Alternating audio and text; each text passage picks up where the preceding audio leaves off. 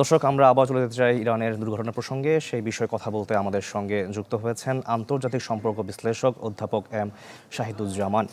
Sir, আপনাকে স্বাগত আমাদের স্টুডিওতে। আপনার কাছে প্রথমে জিজ্ঞাসা, মর্মান্তিক একটা দুর্ঘটনার সাক্ষী হলো পুরো বিশ্ব, কিভাবে ব্যাখ্যা করবেন এবং একই সঙ্গে বলবেন এই রাইসির মৃত্যুতে ইরানের অভ্যন্তরীণ রাজনীতি যেটা আছে সেখানে কি ধরনের প্রভাব পড়তে পারে? ধন্যবাদ। এটা খুব গুরুত্বপূর্ণ বিষয়। আজকে সকালে আমরা কনফার্ম হলাম প্রায় 9:30টার দিকে যে তারা অ্যাকচুয়ালি মারা গিয়েছে। দু একটা প্রশ্ন এখন ইমিডিয়েটলি সামনে চলে আসে যে এরকম একটা অঘটন ঘটতে দেওয়া হলো ইরানের মতো এত প্রযুক্তিগত দিক থেকে উন্নত দেশ। প্রথমত দেখেন, এই হেলিকপ্টার গুলো একসাথে 3টা উড়েছে। কালকে যা ওয়েদার ছিল, এই ওয়েদারে হেলিকপ্টার এই রুটে ওড়াটা একেবারে মানে আত্মঘাতী ছিল। কিভাবে তারা সিদ্ধান্ত নিল এবং এমন একটা রুট ফলো করেছে যেখানে বলতে গেলে মারাত্মকভাবে এই ধরনের একটা পুরনো হেলিকপ্টারে যাওয়াটা অ্যাবসলিউটলি অবাস্তব। এবং ইরানের সামর্থ্য ছিল যে তারা যে কোনো সময় তার প্রেসিডেন্টের জন্য সবচেয়ে উন্নত প্রযুক্তিগত উন্নত মানের কোনো রাশিয়ান বা চীনা হেলিকপ্টার ব্যবহার করতে পারো। রাশিয়ানরা হেলিকপ্টার প্রযুক্তিতে অনেক এগিয়ে আছে।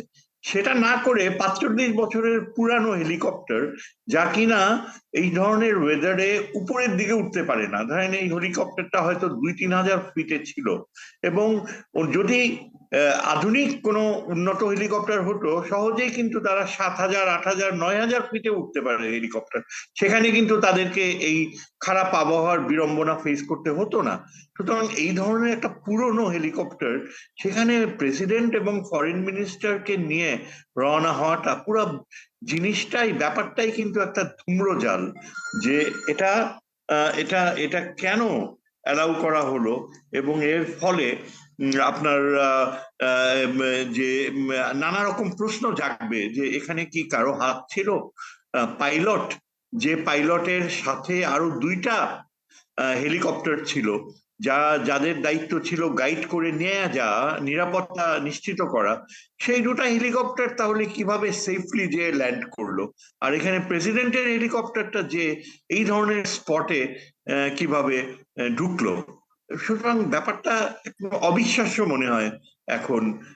তারপরে আমরা যদি আসি, এটা কিন্তু যদিও আমরা জানি যে এখন অ্যাক্টিং ভাইস প্রেসিডেন্ট তিনি প্রেসিডেন্ট হয়ে যাবেন, কিন্তু 50 দিনের মধ্যে ইলেকশন করতে হবে, এবং এই ইলেকশনের প্রস্তুতি নেওয়াটা একটা দুরূহ ব্যাপার হবে। কেননা শোনা যাচ্ছে যে যদিও ভাইস প্রেসিডেন্ট নির্ধারিত হয়ে আছে, তিনি দায়িত্ব নিচ্ছেন, কিন্তু সেখানে কে কে কারা কন্টেস্ট করবে সেই বিষয়ে শোনা যাচ্ছে যে একটা মানে কনফিউশন রয়েছে। এখন সুপ্রিম লিডার হবার ভবিষ্যৎবাণী করা হয়েছিল, যে যিনি মারা গেলেন তাকেই ধরা হয়েছিল যে আগামীতে সুপ্রিম লিডার হবেন। তিনি না হওয়াতে এখন আগামীতে সুপ্রিম লিডার হওয়ার যে সম্ভাবনা, সেটাও একটা অনিশ্চয়তায় পড়ে যাচ্ছে। আর এমন একটা সময়ে ঘটনাটা ঘটলো যে কিছুতেই কিন্তু সন্দেহর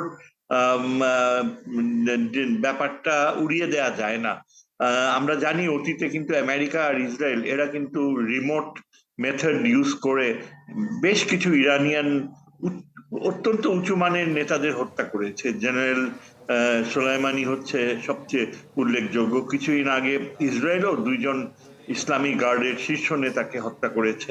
কাজেই এদের মার্কিন ও ইসরায়েলি অভিজ্ঞতা রয়েছে।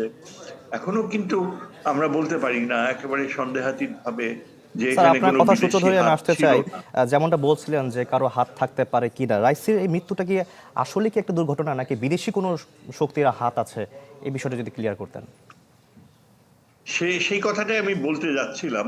এটা দুর্ঘটনা বলে মেনে নেওয়াটা খুব কঠিন। কেননা এমন ভাবে দুর্ঘটনা কিভাবে ঘটতে পারে যে একটা প্রেসিডেন্ট এই ধরনের কোনো প্রিকশন নেয়নি, পুরনো প্লেনে যাচ্ছেন, এমন স্থান দিয়ে যাচ্ছেন যেখানে মৃত্যু অনিবার্য। কাজেই এটাকে দুর্ঘটনা বললেও এটা মনে হয় যেন একটা সাজানো দুর্ঘটনা। জি। আর বিদেশি হাত আছে কিনা, যেটা বললাম একটু আগে, যে অতীতে ইসরায়েল এবং মার্কিন যুক্তরাষ্ট্র কিন্তু মানে রিমোট কন্ট্রোল ওয়েতে আগে তারা স্বীকার করেছে যে আমরা হত্যা করেছি, এখন হয়তো তারা স্বীকার না করলেও তারা হয়তো এমন কিছু উপায় ব্যবহার করেছে। দেখেন, যেখানে প্লেনটা পড়লো, তাইলে অন্য দুটো প্লেন পড়লো না কেন, হেলিকপ্টার পড়লো না কেন? কাজেই এখানে কি সম্ভব যে বাইরে থেকে কোনো একটা রিমোট ডিভাইস ব্যবহার করা হয়েছে যে প্লেনটা, শুধু এই প্লেনটাই যেন ভূপাতিত হয়? আমরা এখনো জানি না, হয়তো ভবিষ্যতে জানা যাবে। তবে এটা ঠিক যে এখন ইরানে এমন একটা সময়, ইসরায়েল যখন যুদ্ধের আক্রমণ করছে, ইরানকে আক্রমণ করতে চাচ্ছে, ইরান চাইলে যে কোনো সময় নিউক্লিয়ার ওয়েপন তৈরি করতে পারে, কেননা তাদের 60% ক্যাপাসিটি ইউরেনিয়াম এনরিচমেন্ট সেটা অর্জন করেছে। এই ক্যাপাসিটি, 60% ক্যাপাসিটি, মানে তারা চাইলেই এখন আণবিক অস্ত্র তৈরি করতে পারে। এবং আমি একজন বিবিসির এক ভাষ্যকার বললেন যে তাদের পক্ষে এটা একটা আণবিক অস্ত্র তৈরি করা জাস্ট কয়েকটা দিন সময়ের ব্যাপার মাত্র, চাইলে তারা করতে পারে। এই অবস্থায় ইসরায়েল কিন্তু ইরানের নেতৃত্বে একটা অস্থিতিশীল বাস্তবতা সৃষ্টি করতে চাইবেই। তারা চাইবে ইরান এখন ব্যস্ত হয়ে যাক আভ্যন্তরীণ নানা রকমের পরিস্থিতিতে, যাতে সামনে প্রেসিডেন্ট কে হবে, ইলেকশনে কে দাঁড়াবে কে দাঁড়াবে না, 50 দিনের মধ্যে এই ইলেকশন করতে হবে, সেখানে নিশ্চয়ই একটা বড় রকমের ওলটপালট হওয়ার সম্ভাবনা রয়েছে। এবং এই ডোমেস্টিক ক্রাইসিসে যদি ইরান একবার ইনভলভ হয়ে যায়, সেই সুযোগে ইসরায়েল এমন কোনো ব্যবস্থা নিতে পারে যেটা ইরানের স্বার্থের অনুকূলে থাকবে না। এমনকি তারা রাফা সহ ফিলিস্তিন রাষ্ট্রের ধারণায়, গাজায় যে ফিলিস্তিন রাষ্ট্র তৈরি হওয়ার পথে বড় রকমের বাধা সৃষ্টি করতে পারে, যেখানে ইরান হয়তো একটা অস্থিতিশীল আভ্যন্তরীণ পরিস্থিতির কারণে তারা হয়তো ঠিক মতো সিদ্ধান্ত নিতে অনেক বিপদে পড়বে। তবে একটা ভালো জিনিস হচ্ছে, আরব বিশ্ব আগে যে কোনো সময়ের তুলনায় ইরানের প্রতি সহানুভূতিশীল হয়েছে, এবং আরব বিশ্ব সহ ইরান তারা ক্লিয়ারলি স্ট্যান্ড নিয়েছে যে দুই রাষ্ট্র ধারণাকে বাস্তবায়ন করতে হবে। ফিলিস্তিন রাষ্ট্র তৈরি করতে হলে 67-এর বর্ডারের আগে যেই বাস্তবতা, সেখানে ফিরে যেতে হবে। এবং এই চিন্তাধারাটা যদি টিকে থাকে, তাহলে ইরানের পক্ষে মধ্যপ্রাচ্যে ইসরায়েলকে ঠিক মতো নিয়ন্ত্রণ করার ব্যাপারটা আরো সম্ভবপর হয়ে যেতে পারে। অনেক ধন্যবাদ স্যার আপনাকে, আপনার মূল্যবান সময় আমাদেরকে দেওয়ার জন্য। দর্শক, ইরানের দুর্ঘটনার বিষয়ে কথা বলতে আমাদের সঙ্গে যুক্ত হয়েছিলেন আন্তর্জাতিক সম্পর্ক বিশ্লেষক অধ্যাপক এম শাহিদুজ্জামান।